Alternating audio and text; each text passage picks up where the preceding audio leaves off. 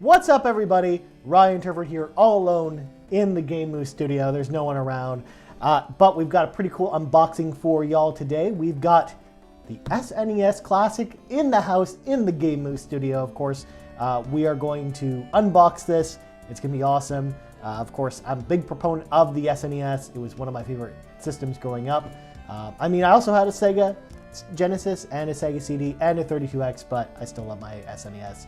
Lots of amazing games on it, of course. The SNES Classic has lots of amazing games as well. So on the front, of course, you've got very similar artwork to the original SNES box art as well. The system does come with 2 controllers this time around, thankfully, unlike the NES Classic. On the back here, it sort of goes over all of the different games that the system comes with. There's a lot of them, including Star Fox 2, which was never released. There's also Super Metroid, Link to the Past, Donkey Kong Country, all kinds of really awesome stuff. So let's break this open and see what is inside. I'm really excited to open this again. I really wanted the NES Classic, but like many other people who are in the same position as me, you can only get there are only so many of them. So the SNES Classic, thankfully, Nintendo made more than enough of them this around for everyone really to get one. At least that's sort of what the reports I'm hearing. A lot of people are actually able to pick this up. Lots of them in stores still, which is good. So here's what's in the box, a whole bunch of stuff. Let's start with this here. I believe the manual is in here, warranty information, all that good stuff. So warranty and warranty agreement, put that there. Don't need that. But what's cool actually is the setup and start instructions is on the side. So it walks you through sort of how to set up your SNES Classic, but in like a bunch of different languages. See, it's very exciting. But the reason this folds out is because this actually folds into a really awesome poster. So on this side, you've got your SNES Classics poster. It sort of highlights some of the main highlight games. So Super Mario World, Super Metroid, Super Mario Kart, Star Fox, F-Zero, and Link to the Past are like the highlight games from this collection.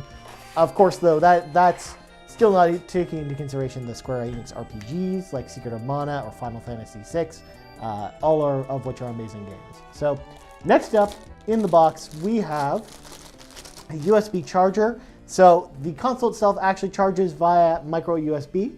So just like if you ever lost this, you'd probably be able to use the same one you use for like an Android phone with this device, which is pretty cool that it's a universal power supply like this. So now we got the controllers. So let's unbox each one of these. So again, we've got the SNES controller here.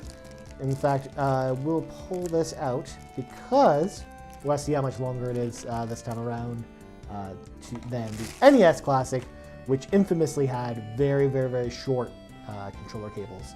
Mainly because the idea behind it was the NES Classic was supposed to sit on your desk with you here, and you just press reset every time you wanted to go back to the home menu. There wasn't like a key input like there is on something like a Retron 5. Again, the controller length here, not super long. I'd say they're like 3 or 4 feet, which isn't that bad. Controller feels nice. It's still using the Wii plug. So in fact, if you still have a Wii or a Wii U, you in theory could actually plug this into your Wiimote and actually play your Wii game, your Wii Virtual Console games this way, which is kind of cool. Again, I think that one of the main reasons, besides just having a bunch of leftover connectors, is because it's kind of cool that you can actually plug this into existing modern Nintendo consoles and sort of just play them out of the box with some of the games you already own. So we're going to quickly unwrap the other controller just to prove that, in fact, there are 2 in the box. I'm going to sort of just pull the blue stuff off later on this one. All right, so next up, we got the boring stuff that's inside the box. We have a USB charge cable, which plugs into this thing. So again, it is a micro USB, just like your cell phone would be. So again, if you already have a micro USB cable, you might not need this one. But this one looks pretty long, which is good because, again, as I mentioned, you do want to sort of keep the system with you, even though the controllers are sort of long enough where you can get away with like being in a small apartment and have them pretty far away. This is actually a pretty long cord, so that's pretty cool. And then next up, we've got an HDMI cable. It doesn't appear to be too long or anything like that. Again, you sort of, the way I have the setup in my apartment for my Retron is sort of how I'm going to sort of do this, where I just have a really long HDMI cable. So if anything, this cable isn't super long. So for the most part, you got it. It's always nice to have extra HDMI cables just in case you need them to do things. And last but not least, the coup de grace, the SNES Classic. Well, look how tiny this is. Look how tiny this is. It's a nice little system, pretty tiny. The power buttons and the reset buttons slide up and down just like they would on the other controllers, the original console. In fact, the reset button does this action, so it doesn't actually stay up because it didn't on the original SNES. And then the power button, of course, stays them down because it is the power button for your console. Of course, it's interesting to note here that they did replicate the original controller ports here.